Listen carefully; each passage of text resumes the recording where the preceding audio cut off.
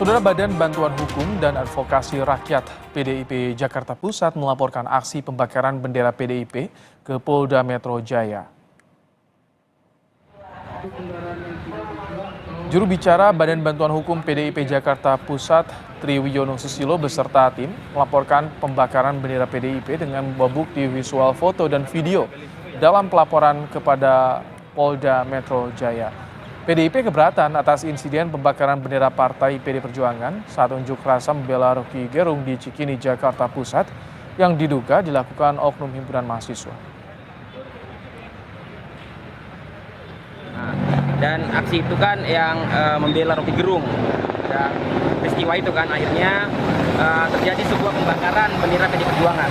Nah, ini kan tindakan ini kan yang kita sesalkan sebenarnya. Mengapa bendera PD Perjuangan yang dibakar, kan seperti itu. Ini yang sangat kita sesali, padahal mahasiswa itu kan seharusnya itu yang didepankan adalah moral dan etika, yaitu gagasannya, bukan kebencian seperti itu. Makanya daripada peristiwa itulah kami datang ke Polda hari ini bersama Bu Aziza yang akan menjadi pelapor, yang akan melaporkan peristiwa tersebut ke Polda Metro Jaya. Kalau boleh tahu. Sorotan berikutnya, Saudara, Ketua Umum Partai